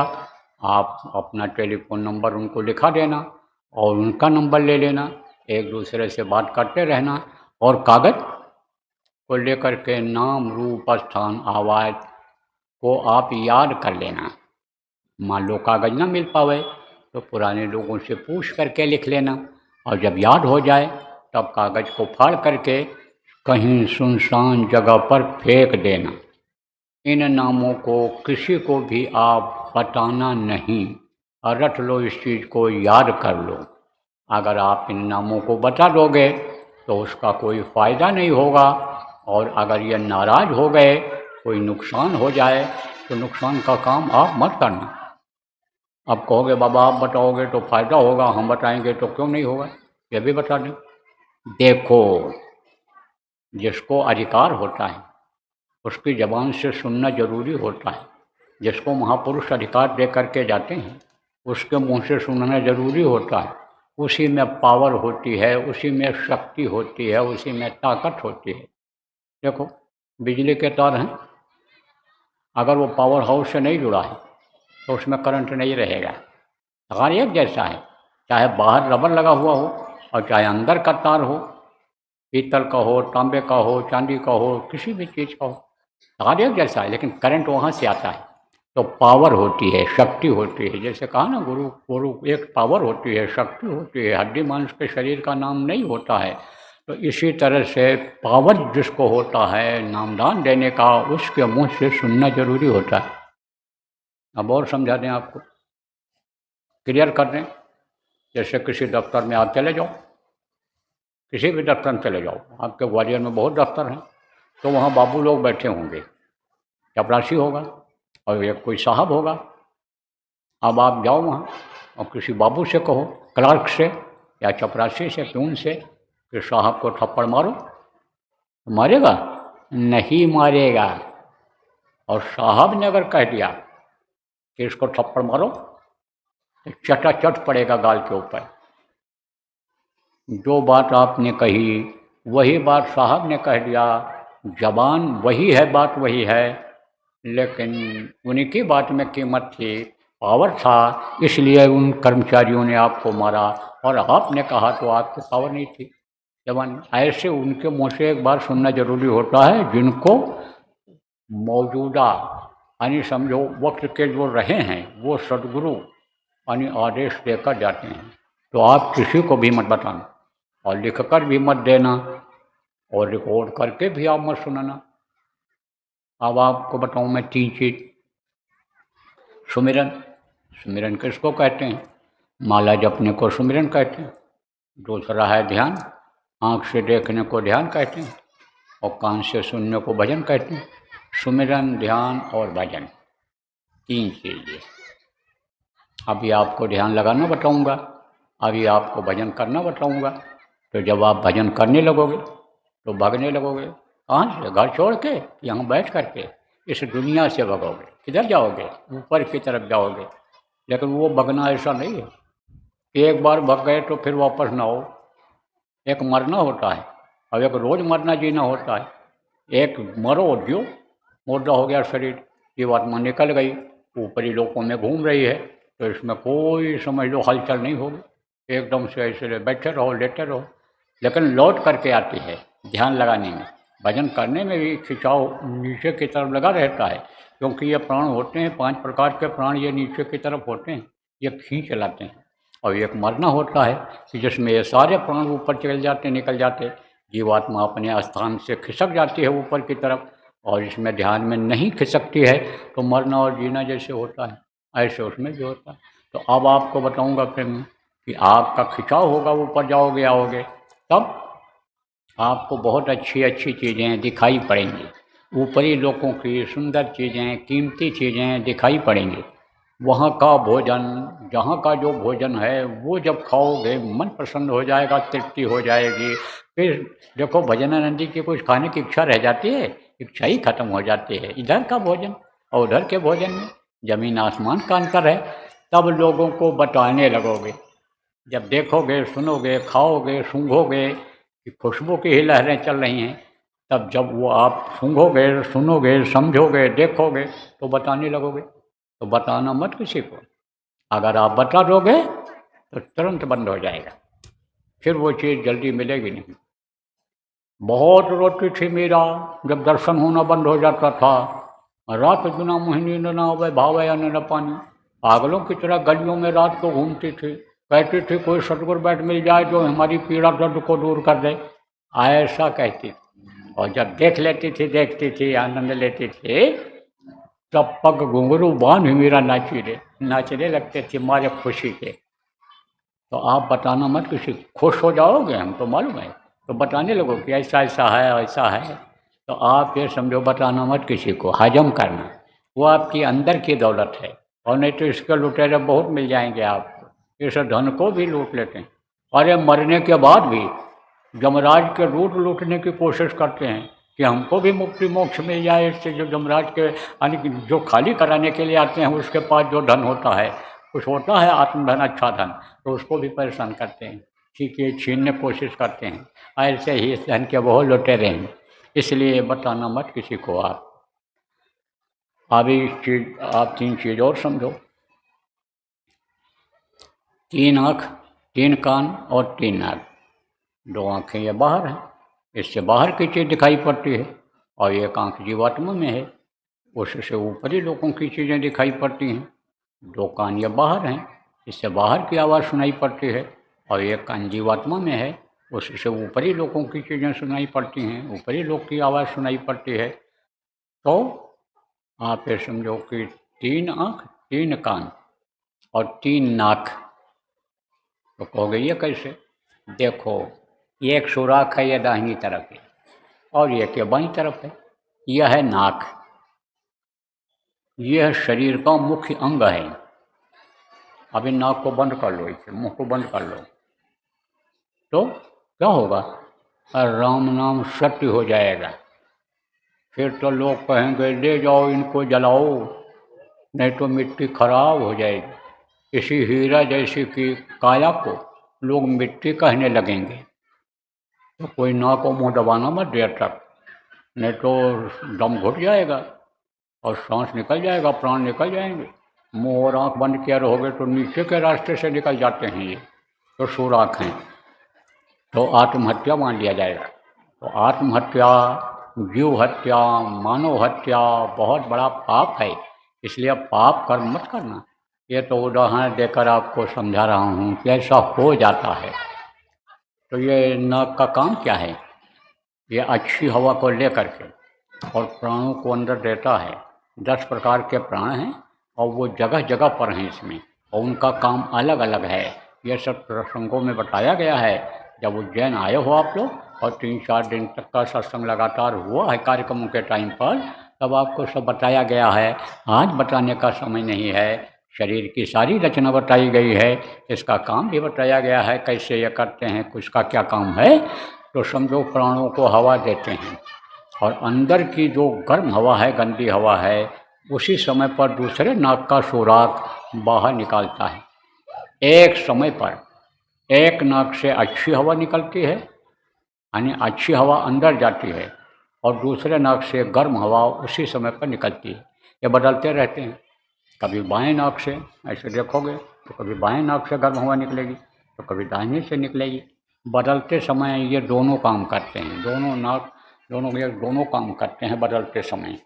और स्वस्थ आदमी के बदलने में 8-10 मिनट का ज़्यादा से ज़्यादा समय लगता है बदलने में। ये अनवरत काम करते हैं। अनवरत किसको कहते हैं? हमेशा 24 घंटे हर पल हर क्षण करते हैं। आप सो जाओगे, हाथ पैर नहीं चलेगा, देख नहीं पाओगे, सुन नहीं पाओगे, हाथ पैर अपना काम बंद कर देंगे, आँख कान सबका अपना काम बंद कर देंगे, लेकिन नाक अपना काम बंद नहीं करता है। नाक अपना काम जारी रखता है। नहाओ धो कुछ भी करो, नाक ही अपना काम करते रहते। तो ये जो दो नाक हैं, इससे खुशबू और बदबू दोनों ली जाती है, और जीवात्मा के नाक से खुशबू ही खुशबू मिलती है, क्योंकि ऊपरी लोकों में गंदगी है नहीं, कोई झाड़ू लगाता नहीं दिखाई पड़ता वहाँ, नापदान नाली वहाँ कोई है ही नहीं। साईं की नगरी परमत सुंदर, बहुत ही सुंदर वो नगरी है। जैसे इस पिंड से निकलेगी जीवात्मा और अंडलोक में जाएगी, वहीं से सुंदरता यानी झलकने लगेगी, और जैसे जैसे आप ब्रह्मांड लोक में जाओगे, उसके ऊपर आप जाओगे महाकाल लोक में, उसके ऊपर आप जाओगे सतलोक में, वैसे क्या छवि वर्णो आज की, भले बने हो नाथ है। अरे आप ये समझो वहाँ का तो वर्णन ही नहीं किया जा सकता है, और न वहाँ के धनी का कोई वर्णन आप कर सकते हो, वो तो समझ लो कि अकथनीय हो जाता है। तो समझो प्रेमियों कि सुंदरता है और खुशबू भी है, तरह तरह की खुशबू की लहर निकलती है। मस्त हो जाता है साधक, उसी में मस्त रहता है। जो अलग से हैं मस्ती में डूबे, होश कब है उन्हें जिंदगी का, कहा गया ना। उदाहरण देकर इसीलिए समझाता हूँ कि समझ में आ जाए आपके किसी तरह से। तो 2 नाक ये इधर, एक नाक ऊपर, एक नाक अंदर जीवात्मा में, 3 नाक, 3 आँख, 3 कान, 3 नाक, सुमिरन ध्यान भजन 3 चीज़ें, 5 नाम, 5 रूप, 5 स्थान, 5 की आवाज़, यह मैंने आपको बताया। अब आपको दूंगा नामदान। न आपको घर छोड़ना है, न जमीन जायदाद छोड़नी है, न जाति समाज छोड़ना है। आप जहाँ रहते हो वहीं पर रहो। जो भी काम आप मेहनत मजदूरी का करते हो, खेती दुकान दफ्तर का काम करते हो, वही काम करो, लेकिन मेहनत और ईमानदारी से करना। मेहनत और ईमानदारी से करोगे तो बरकत मिल जाएगी आपको। बरकत, बरकत किसको कहते हैं? बचत। बहुत कमाते हैं, पूरा नहीं पड़ता है। बहुत लोग इसमें बैठे हैं, परेशान हैं, कह रहे कमाई, पूछोगे कहेंगे कमाई खूब हो रही, पता नहीं कहाँ चला जाता है। तो उसको कहते हैं बरकत छिन गई। मार करके कोई ले आवे, काट करके ले आवे, दिल दुखा के ले आवे, तो वो तकलीफ दे करके चला जाता है। इसलिए ऐसा कोई ईंधन मत लाना कि जिससे बच्चों के ऊपर असर पड़े, आपके शरीर के ऊपर असर पड़े, बच्चे आपके बिगड़ जाएं, आपका स्वास्थ्य खराब हो जाए, ऑपरेशन कराना पड़े, देना पड़े आपको डॉक्टर को, आपको खर्च करना पड़े, मुकदमेबाजी में फंस जाओ। ऐसा कोई धन मत लाना। मेहनत और ईमानदारी की कमाई करना, उसमें आपको बरकत मिल जाएगी। लड़का लड़की का शादी ब्याह जहाँ करते हो वहीं पर करो। ये ज़रूर कहता हूँ कि देख लो कि लड़के के लायक लड़की है, सेट हो जाएगी कि नहीं सेट हो जाएगी हमारे घर में। लड़की के लिए भी देख लो कि लड़का काबिल है कि नहीं है, पढ़ा लिखा जाएगा, पढ़ा लिखा है, कमा ले जाएगा कि नहीं कमा ले जाएगा, सुंदर सुडौल शरीर वाला है जो इसकी इच्छा की पूर्ति कर ले जाएगा, ये सब देख लो। और फिर शाकाहारी नशा मुक्त लड़के से शादी कर लो। तो ये सब काम आप करो। घर बनाना है बना लो। ये ज़रूर है कि नया घर लेना अगर खरीदना होगा तो ज़मीन जायदाद लेना होगा, कागज़ देख लेना, झगड़े का ना हो, सरकारी ना हो, ये सब ज़रूर देख लेना, ये बता देता हूँ। क्योंकि इसमें लोग फंस जाते हैं, जालसाजी बहुत होती है, धोखाधड़ी बहुत होती है, विश्वासघात आजकल लोग बहुत करते हैं। लेकिन जब लालच नहीं करोगे तो कोई क्या विश्वासघात करेगा। लालच में ही ये घर से पैसा निकाल ले जाते हैं बच्चों के, नौजवानों के, कि चलो विदेश भेज देंगे, पासपोर्ट बनवा देंगे, वीज़ा बनवा देंगे, चलो पार्टनरशिप में बिजनेस कर दो, 1 का 10 गुना पूंजी करा देंगे। लेकिन उसमें नुकसान ही होता है, फ़ायदा कुछ नहीं होता। कोई भी धंधा करो सीख करके करो, पार्टनरशिप में मत करो। बच्चे जब पढ़ लिख लें खाली ना बैठाओ, कोई काम सिखा करके उसमें लगा दो। नहीं नौकरी मिल जाए तो जहाँ मिल जाए वहीं करवा दो, जब अच्छी मिलेगी तो उसमें चला जाएगा। यह सब बात आप करो, आपको जो बताता हूँ। लेकिन फंसे इसी में मत रहना, इसमें फंसे मत रहना। 21 घंटा समय इन सब कामों के लिए देना और 3 घंटा कम से कम समय इस समय मलिन युग कल युग में आप जो बताऊंगा उसके लिए समय दे देना, भजन ध्यान सुमिरन के लिए समय दे देना प्रेमियों। अभी आपको समझाऊंगा, जितना समझ पाओ समझ लेना, और नहीं तो ये पुराने लोग आपको समझा देंगे। इस कार्यक्रम के बाद यहीं पर आपको जगह जगह मिल जाएंगे और उनसे समझ लेना। और जो समझाने वाले लोग हो आप उठना मत, वहाँ थोड़ी देर बैठना। तो ये मान लो कोई चले भी जाएँ, घूम घाम के इधर उधर चले जाते हैं, तो देखेंगे फिर आ जाएंगे, समझा के जाना इनको आप लोग। तो ये समझा देंगे, पुरानों की ये ड्यूटी लगा दी गई है, वहाँ पर यानी समझो जहाँ से आप आए हो वहाँ कोई पुराने सत्संगी हो, नामदानी हो, तो उनसे समझ लेना, वो आपको समझा देंगे और फिर आप करना। अब एक काम ये जरूरी है कि इस मंदिर को आप गंदा मत करना। कौन से मंदिर? इस मानव शरीर रूपी मंदिर को गंदा मत करना। अंदर में किसी भी पशु पक्षी का मांस आप मत डालना, किसी भी प्रकार की मछली आप मत खाना, किसी भी जानवर का पक्षी का अंडा आप मत खाना। और आप ऐसे नशे का सेवन मत करना कि जिसमें बर्बादी हो जा रही है और बर्बाद हो जा रहा है आदमी, होश में न रह करके धन गंवा देता है, प्रतिष्ठा इज्जत गंवा देता है और अपनी इज्जत आप समझो चरित्र जिसको कहते हैं वो गिरा देता है। नशे में देखो बहुत अपराध हो रहे हैं। अगर शराब बंद कर दिया जाए तो बहुत सा अपराध अभी खत्म हो जाएगा, बहुत सा भ्रष्टाचार खत्म हो जाएगा। लेकिन इससे भ्रष्टाचार बढ़ता जा रहा है। जिन लोगों की सोच ये है कि इससे आमदनी होती है, आमदनी होगी और देश का विकास होगा, नहीं हो सकता, बहुत बड़ी भूल है। जिन लोगों की सोच ये है कि डॉक्टर कहता है लड़के को अंडा खिलाओ और ये स्वस्थ हो जाएगा, बहुत बड़ी भूल है। बीमारी नहीं जा सकती इससे और बल्कि बढ़ती चली जाएगी। अगर बुखार ऊपर से है तो अपन ऊपर है तो हड्डी तक पहुंच जाएगा, फिर बहुत इलाज करोगे तब ठीक होगा, परहेज करोगे तब ठीक होगा। इसलिए ऐसी सोच अगर आप लोगों ने किसी की है तो उसको बदल दो। और मोटी बात आप ये समझो कि मांस मत खाना, मछली मत खाना, अंडा मत खाना और शराब जैसे तेज नशे का सेवन मत करना। बाकी आप आज़ाद हो, है तो अच्छा खाओ, है तो अच्छा पहनो, है तो अच्छे घर में रहो और हजम कर सको तो 4 रोटी की जगह 40 रोटी खा लो, हमारे तरफ से छूट है। लेकिन हाजमा अगर कमज़ोर है, बुढ़ापा अगर है तो 1 रोटी का भूख रख करके तब खाना। अगर रात को जगना है भजन करने के लिए तो 1 रोटी का भूख रख करके तब खाना, नहीं तो डकार आने लगेगी, गैस बन जाएगा, लैट्रिन पतली होने लग जाएगी, तकलीफ़ें बढ़ जाएंगी। तब कहोगे भजन करने से तकलीफ़ बढ़ गई। भजन करने से तकलीफ़ बढ़ती है, भजन करने से तकलीफ़ जाती है, लेकिन तकलीफ़ आप न जानकारी में पैदा कर लेते हो।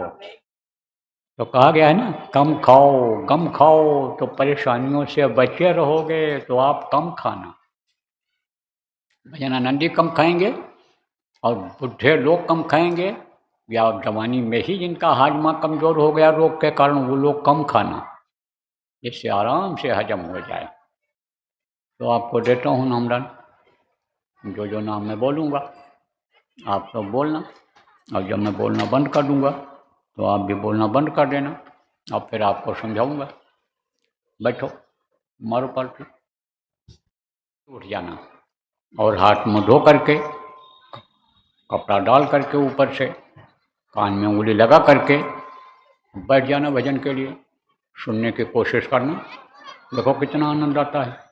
किसी किसी को तो बहुत जल्दी और साफ आवाज़ सुनाई पड़ जाती है, किसी किसी को देर लगता है, किसी किसी को मिलौनी आवाज़ सुनाई पड़ती है, बाद में छटती है, लेकिन जो लगे रहते हैं छट जाती है, जो लगे रहते हैं बराबर उनको सुनाई भी पड़ जाता है, दिखाई भी पड़ जाता है। इसलिए बराबर ध्यान भजन करते रहना, और 24 घंटे में एक बार सुमिरन प्रेमियों का लिया करना बच्चों और बच्चियों। तो देखो ये जय गुरुदेव नाम सुनते तो हो आप, तो एकदम नए लोग आए हो, लेकिन आपको शायद नहीं बताया होगा इन लोगों ने।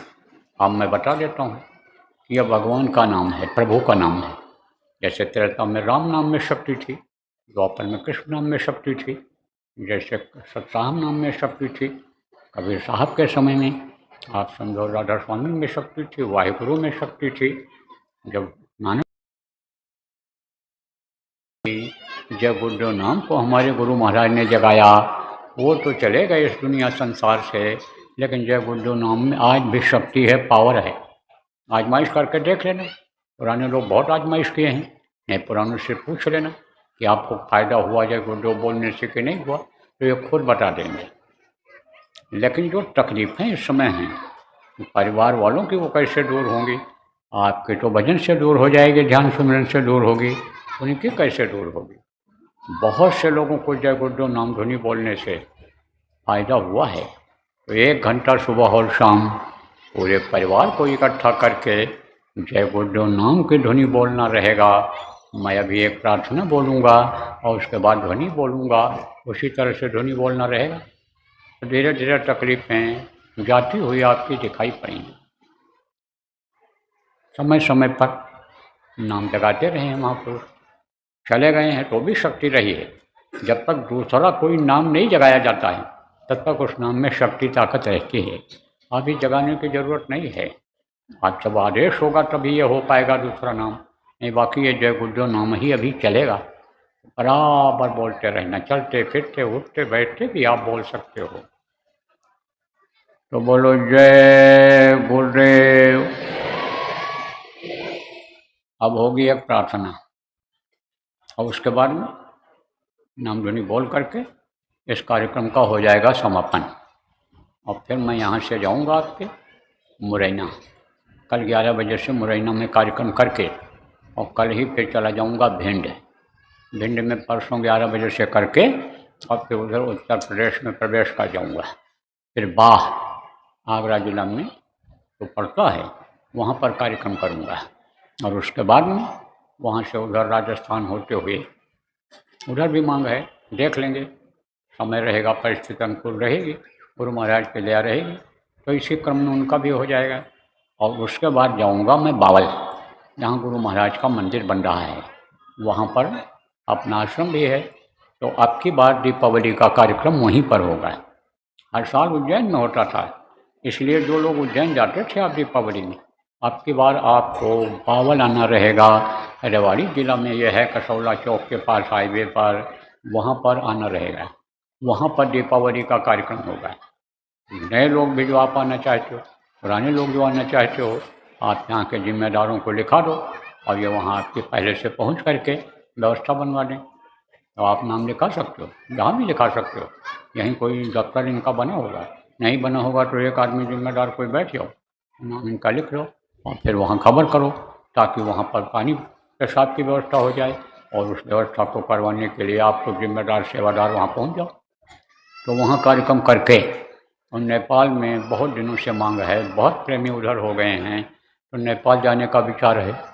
और वहाँ से फिर जब लौटूँगा तब आपका कार्तिक पूर्णिमा आ जाएगी, तो उसके लिए सीतापुर जिला में लोग ज़मीन वगैरह देख रहे हैं, उनके लिए परमिशन अगर हो गया, जमीन वगैरह देख लेंगे, व्यवस्था उत्तर प्रदेश की संगत कर ले गई, तो कार्तिक पूर्णिमा का कार्यक्रम सीतापुर उत्तर प्रदेश में कर दिया जाएगा। प्रेमियों में तो बराबर चलता रहता हूँ, लेकिन अब उम्र हो गई, बहुत थक जाता हूँ, ज़्यादा मेहनत नहीं हो पाती है। लेकिन गुरु की दया जब तक रहेगी, इस तन से जब तक कर सकूँगा लगा रहूँगा। अगर आप लोग भी लग जाओगे तो गुरु का मिशन जल्दी पूरा हो जाएगा। कलयुग में ही जो सतयुग आने की बात है, वो सतयुग का नज़ारा दिखाई पड़ने लगेगा, खुशहाली आ जाएगी, समय पर जाड़ा, समय पर गर्मी, समय पर बरसात होने लग जाएगी, लोगों की नीयत सही हो जाएगी, बरकत होने लगेगी, लोगों के अंदर ज्ञान हो जाएगा, बुद्धि सही हो जाएगी, चित्त सही चिंतन करेगा और विवेक जग जाएगा, तो लोग भजनानंदी बन जाएंगे, असला काम में अपने लग जाएंगे। तो आप जो जितना जैसे भी सहयोग कर सकते हो अपने स्तर से करो।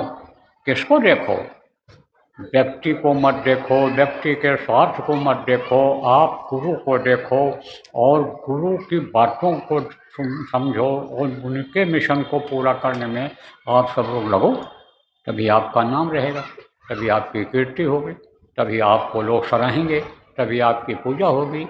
और नहीं तो ये तो यानी समझो स्कूल है, कोई पहले में भर्ती है और भर्ती हुआ छोड़ के चला गया, कोई दूसरी तीसरी में है और कोई पढ़ लिख करके पारंगत हो जाता है, तो ये तो आध्यात्मिक स्कूल है ये। लेकिन आप क्यों स्कूल छोड़ करके भगो, आप क्यों ना पढ़ करके पास हो जाओ, आप क्यों ना आध्यात्मिक विद्या के ज्ञाता हो जाओ। हम तो ये चाहते हैं कि सब एक जैसे हो जाएं। सतयुग योगी सब विज्ञानी, जैसे सतयुग में सब योगी और विज्ञानी थे, ऐसे नामदानी जितने भी हुआ, चाहे नए हो चाहे पुराने हो, बन जाओ, बहुत जल्दी काम हो जाएगा। तो बोलो जय गुरुदेव,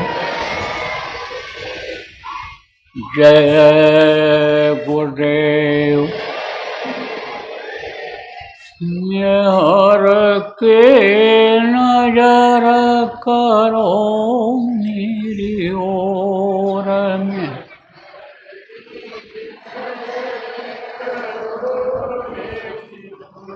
दया की नजर करो मेरी ओर।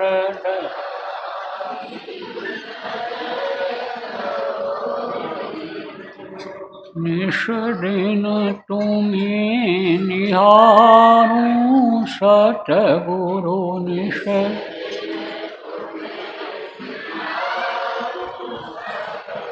जैसे चंद्र चकोर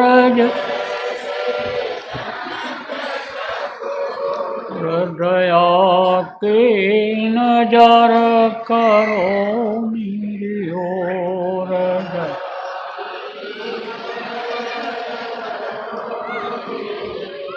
जानू न कौन भूल हुए तन से,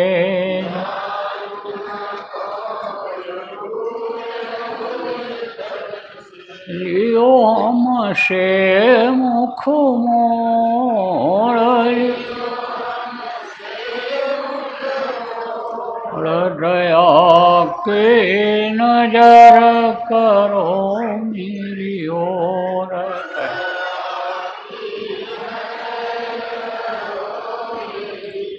बालक जानी चूक बिसरावो,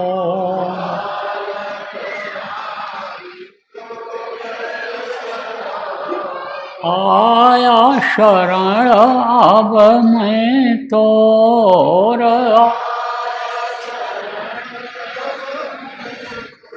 और दया के नजर करो मेरी ओर।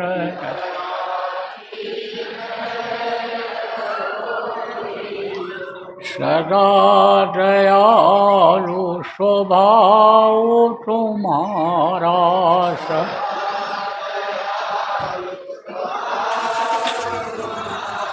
मेरी बेरिया कस भयऊ कठोर में,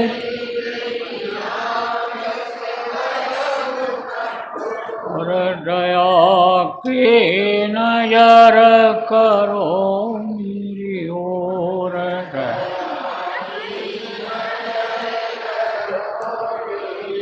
अब की बार उबार ले जो,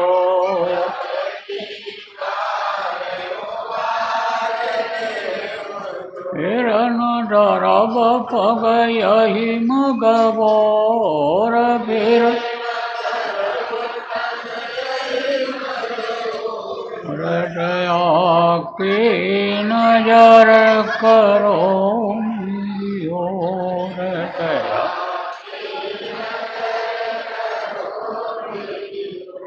हर की नजर करो ओर मेरा।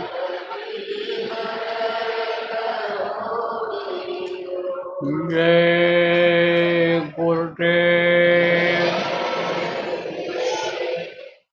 जय गुरुदेव, जय गुरुदेव, जय गुरुदेव, जय जय गुरुदेव।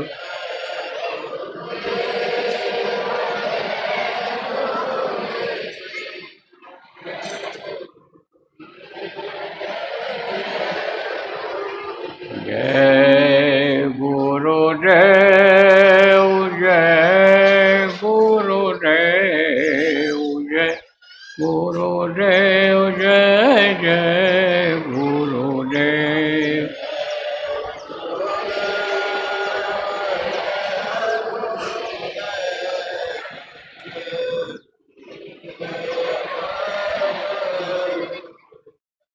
देखो इसी तरह से जय गुरुदेव नाम की ध्वनि बोलना रहेगा, याद कर लो, सीख लो। तो देखो जो लोग मिलना चाहते हो लंबी लाइन लगाओ, एक दूसरे के पीछे मत खड़े होना, नहीं आपका कोई नुकसान हो, क्योंकि ऐसे भीड़ भाड़ में गलत इरादा वाले लोग भी आ जाते हैं। तो कहीं गहना काट रहे हैं, जेवर जिसको कहते हो, रुपया पैसा, मोबाइल निकाल लें। लंबी लाइन लगाओ, मैं उधर से आऊँगा और ऐसे फिर यहीं घूमूंगा इसी मैदान में, फिर आप नज़दीक से देख लेना, हम भी आपको देख लेंगे। कुछ कहने सुनने का अब नहीं है, जितना था सब बता दिया है, और जिसको जो पहले से कुछ बताया गया है बराबर करते रहना, उसको बंद मत करना। बोलो जय गुरुदेव।